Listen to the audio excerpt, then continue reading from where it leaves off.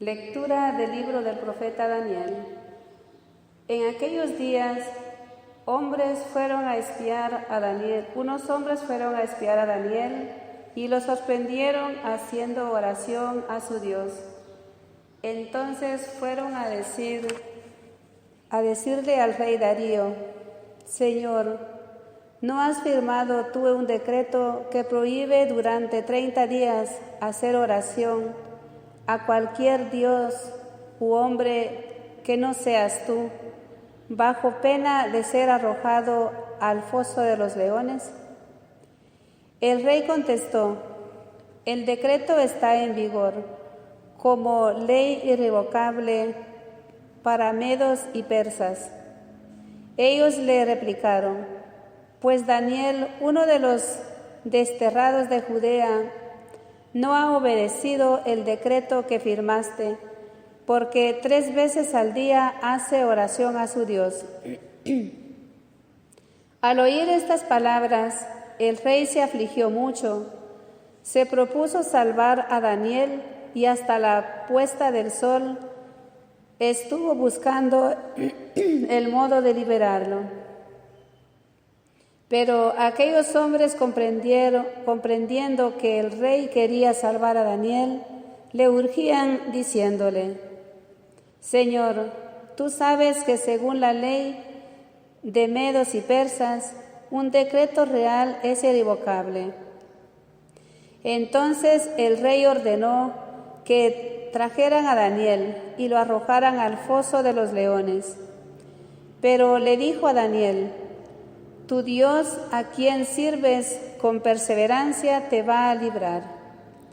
Trajeron una piedra, taparon con ella la entrada del foso, y el rey la selló con su sello y con el de sus funcionarios, para que nadie pudiera modificar la sentencia dada en contra de Daniel.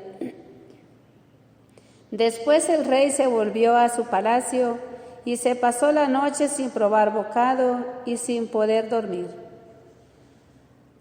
Al amanecer se levantó y se dirigió a toda prisa al foso de los leones. Ya cerca del foso le gritó angustiado a Daniel: Daniel, siervo del Dios vivo, ¿ha podido salvarte de los leones tu Dios, a quien veneras fielmente? Daniel le contestó: viva siempre el rey. Mi Dios envió a sus ángeles para cerrar las fauces de los leones y no me han hecho nada, porque ante él soy inocente, como lo soy también ante ti. El rey se alegró mucho y mandó que sacaran a Daniel del foso. Al sacarlo, vieron que no tenía ni un rasguño, porque había confiado en su Dios. Luego ordenó que trajeran a los que habían acusado a Daniel y los arrojaran al foso de los leones con sus hijos y sus esposas. No habían llegado al suelo y ya los leones los habían atrapado y despedazado. Entonces el rey Darío escribió a todos los pueblos, naciones y lenguas de la tierra: paz, bienestar. Ordenó y mandó que en mi imperio todos respeten y teman al Dios de Daniel. Él es el Dios vivo, que permanece para siempre. Su reino no será destruido, su imperio durará hasta el fin. Él salva y libra, obra prodigios y señales en el cielo y en la tierra. Él salvó a Daniel de los leones. Palabra de Dios. Te alabamos, Señor.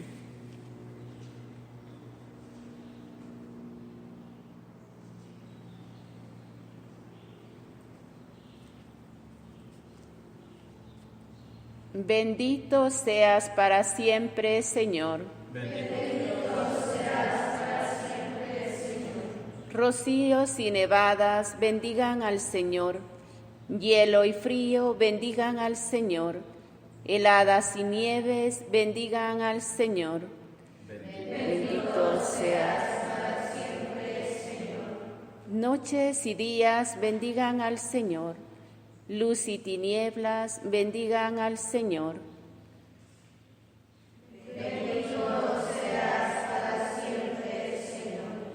Rayos y nubes bendigan al Señor. Tierra bendice al Señor. Bendito seas para siempre, Señor.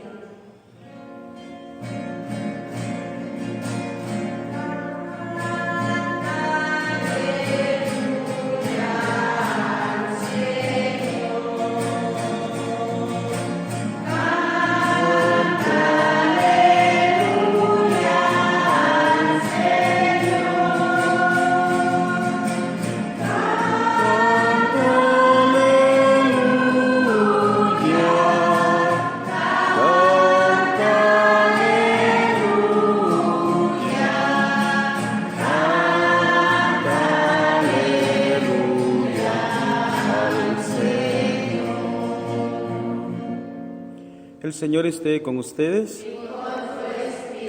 Lectura del Santo Evangelio según San Lucas. Gloria a ti, Señor.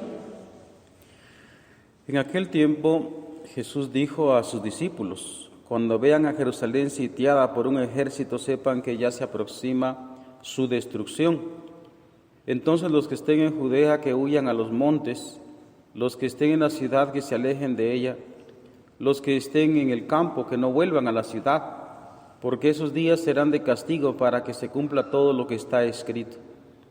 Pobres de las que estén embarazadas y de las que estén criando en aquellos días, porque vendrá una gran calamidad sobre el país y el castigo de Dios se descargará contra este pueblo. Caerán al filo de la espada, serán llevados cautivos a todas las naciones y Jerusalén será pisoteada por los paganos hasta que se cumpla el plazo que Dios ha señalado. Habrá señales prodigiosas en el cielo, habrá señales prodigiosas en el sol, en la luna y en las estrellas. En la tierra las naciones se llenarán de angustia y de miedo por el estruendo de las olas del mar. La gente se morirá de terror y de angustiosa espera por las cosas que vendrán sobre el mundo, hasta que las estrellas se bambolearán. Entonces verán venir al Hijo del Hombre en una nube con gran poder y majestad. Cuando estas cosas comiencen a suceder, pongan atención y levanten la cabeza, porque se acerca la hora de su liberación. Palabra del Señor. Gloria a ti, Señor Jesús.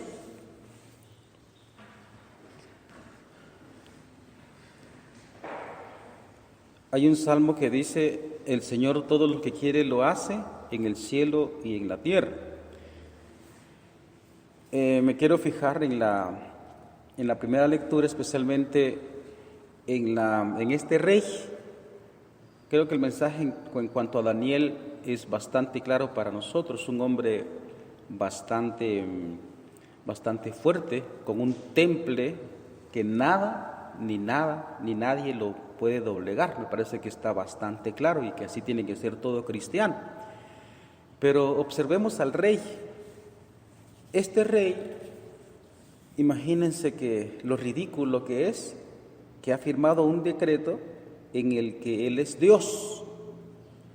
Y entonces, pero este rey, este Dios, ese Dios es un Dios de pacotilla, un Dios que no puede hacer lo que quiere. ¿No les parece ridículo? Se supone que él ha firmado un decreto y no puede hacer lo que quiere, sino que es manejado tanto por sus propias palabras, un decreto que ha firmado, es decir, es marioneta del sistema. Y no solo eso, sino que también es manipulado por su propia gente, por sus ministros, por sus consejeros, por su gente. Es manejado y no quiere, o más bien no puede hacer lo que él quiere. Si nos damos cuenta en el libro del Génesis, cuando el diablo toca a Eva y a Adán, precisamente lo que les dice es: serán como dioses, ¿no? Por consiguiente, pues esa actitud de este rey y por supuesto, de la mayoría, quieren ser como dioses, ¿no? Y por supuesto que es la actitud que todos tenemos cuando se nos sube el ego, cuando se nos sube la arrogancia y cuando uno quiere escalar el poder. En el fondo tal vez no lo pensamos de esa manera literal, con las palabras exactas de ser como dioses, pero uno así se siente, uno quiere ser así.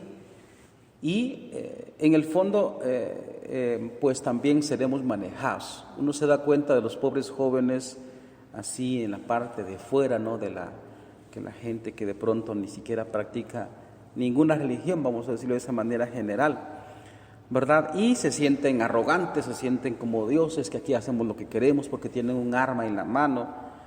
Y pobrecitos porque son manejados también en el fondo, y eso da como mucha pena, y uno se pone a verlos y tal vez con un poquito de faltando la humildad, pero uno se pueda reír de las ridiculeces que a veces se hacen, ¿verdad? Por ejemplo, ¿verdad? Piensen ustedes en unos jóvenes, en un joven que está, digamos, entre las edades, entre 15, 20 y 25 años más o menos, que es esclavo de la moda, por decir algo, ¿va? Es esclavo de la moda.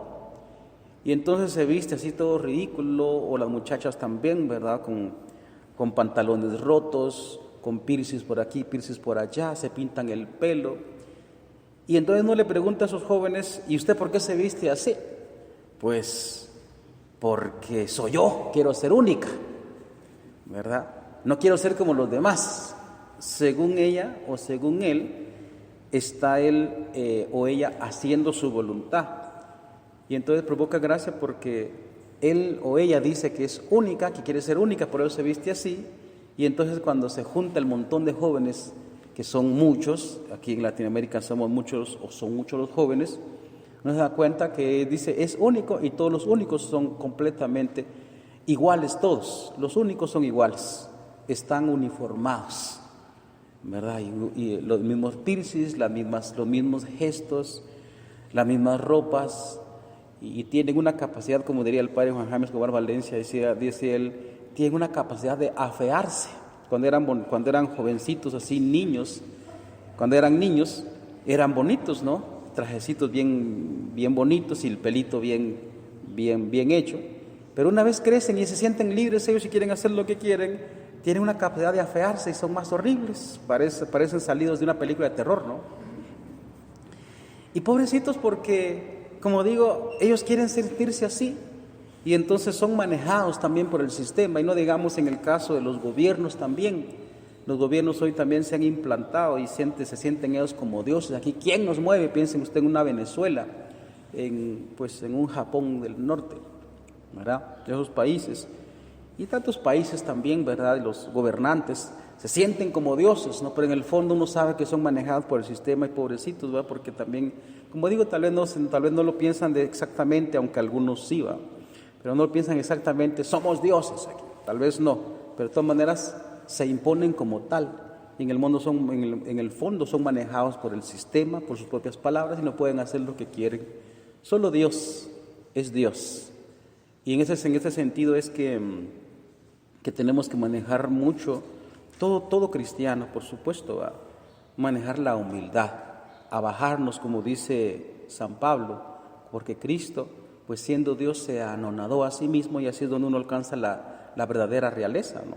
La verdadera alegría, porque en el fondo también recuerden ustedes que la trampa del diablo es que como él no puede, entonces tiene que imitar lo que Dios ha hecho, ¿verdad? Imitar lo que Dios ha hecho, ¿verdad? Entonces, de hecho, las tentaciones, ustedes pueden darse cuenta, las tentaciones que Él presenta, tanto a Cristo como a nosotros, no son malas. No son malas.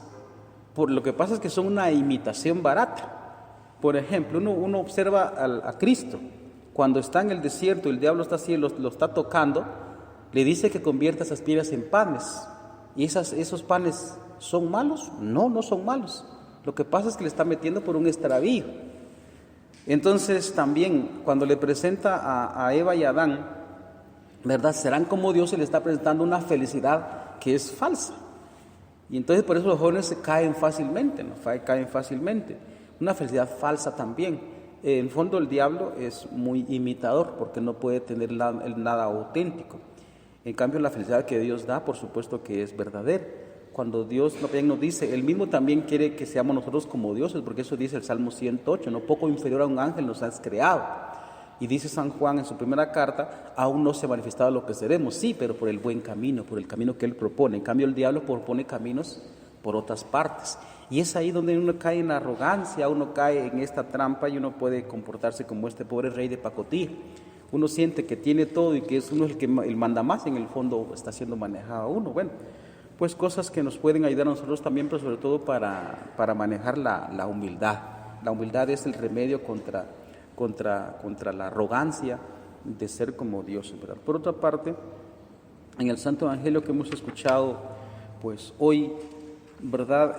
Teniendo en cuenta el escrito de Scott Hahn, cuando habla él de las bodas del Cordero, hay una parte de su escrito en donde dice quiénes son los que tienen que tener miedo ante este lenguaje que es catastrófico, ¿no? Y ustedes se dan cuenta que cuando en la televisión o en las sectas se habla de estos textos, que los sacan mucho, entonces se habla de un lenguaje también más bien de temor, de miedo, de espanto, ¿no? De espanto. Y entonces, por ejemplo, la pantalla va a presentar la lectura apocalíptica como algo de terror. El apocalipsis, así va, con ese tono para dramatizar, pero en el fondo es utiliza la curiosidad morbosa de todo ser humano para mantener la atención de la gente ante sus pantallas. Y en el fondo es para vender también. Pero ¿quiénes son los que tienen que tener miedo? Los que tienen que tener miedo, pues los hijos de Dios, por supuesto que no. Los que tienen que tener miedo son los que han hecho el mal. Eso dice Scott Hahn en ese su escrito de la boda del Cordero. Scott Hahn es un converso, recuerden ustedes que es un converso, pero él hace este diálogo o este escrito y entonces él habla ahí de la ira de Dios. La ira de Dios, y hoy sabemos, digamos, por el lenguaje que utiliza el Papa Francisco, pero también a nivel general se predica, por supuesto, entonces eso que de la ira de Dios es como contradictorio contra el amor de Dios, es como contradictorio, pero dice Scott Hahn, no, por supuesto que no. Lo que pasa es que aquellos que han hecho el mal, esos son los que temen. En cambio, los hijos de Dios que han hecho el bien, por supuesto que se alegran de todo esto. Y entonces, para servirme, o más bien para explicar en palabras sencillas esto que dice Scott Hahn, yo lo pongo en el lenguaje familiar. Ustedes se recordarán cuando éramos niños, ¿va? Ustedes niñas, ¿va? Entonces todos hacíamos travesuras. Todos hacíamos travesuras de chiquitos, ¿va? Haga de cuenta usted que se comió el pedazo de pollo que le pertenecía al papá, ¿va? Por decir algo, ¿va? La mamá salió al motor y entonces cuando la mamá vuelve, usted siente que le va a caer cincho porque se comió el pedazo de pollo del papá, o mató un pollito, ¿va? Que usted se enojó y agarró una patada al pollito, el pollito pobrecito quedó por allá botado y quedó muerto. Y cuando vuelve la mamá, entonces uno siente que le va a pegar. No le vas a decir a mamá, le dice uno al hermanito y lo amenaza. Si le hiciste pego, ¿ve? Entonces, en ese sentido dice Scott Hahn que uno siente la ira de Dios, pero es el que siente la ira de Dios. Y todo esto que explica Jesucristo aquí, en el fondo es porque hemos practicado el mal. Ellos son los que tienen que temer. Son los que tienen que temer. En cambio, los que no han hecho el mal, poniendo otra vez el ejemplo un poquito bobito, me perdonan, del niñito que hizo travesuras, o del niñito que no ha hecho travesuras, de hecho hizo lo que la mamá le dijo. Cuando viene la mamá, entonces se llena de alegría, ¿no? Mamá, ¿ve? Y nosotros somos así. Y entonces cuando viene la mamá, pues uno se llena de alegría. Pues este ejemplo un poquito, como digo, bobito, pues así nos comportamos nosotros, ¿no? El que ha hecho el bien se alegra inconmensurablemente al contemplar la venida de Dios. Por supuesto que de pronto no lo vamos a ver, más bien es la venida de Dios a nuestra propia vida, que significa que es la muerte física. Y el que ha hecho el bien y ha procurado por todos los medios siempre hacer lo que Dios mandaba, no como este rey bobo, ¿va? Entonces se va a alegrar. Por ejemplo, escucha usted una Santa Teresa de Jesús, ¿no? Muerte, no me seas esquivo, ¿va? Entonces se alegraba. Y así podemos ir sacando santos, no que se alegran en su propia muerte, porque saben que no van a sufrir ese castigo que llama el Apocalipsis la segunda muerte, sino que va a recibir la vida. Entonces se alegra. Pues entonces, bueno, por una parte, resumiendo en la primera lectura, pues hagamos el bien, practiquemos la humildad, y no caigamos en la arrogancia de este rey, sino sobre todo en la templanza, en la resiedumbre también de Daniel, ¿verdad? Que Dios lo salvó. Y en el Santo Evangelio, pues le hagamos, porque recordemos que hay un concepto equivocado en la sociedad, o más bien en nuestra fe cristiana a nivel general, donde la gente cree que es buena porque no ha hecho el mal. No, una cosa es no hacer el mal, pero es ser pasivos. Y en definitiva, como dice un escrito por ahí, si no avanzamos, retrocedemos. Una cosa es no hacer el mal, pero otra cosa completamente diferente es hacer el bien, ¿verdad? Entonces nos vamos a alegrar cuando Cristo venga. Recordemos que también estamos en esta semana después del reinado de Cristo, más bien de la celebración de Cristo Rey. Cristo es el único Dios, Cristo es el único Rey, Él es el que tiene que reinar en nuestras vidas. Así sea.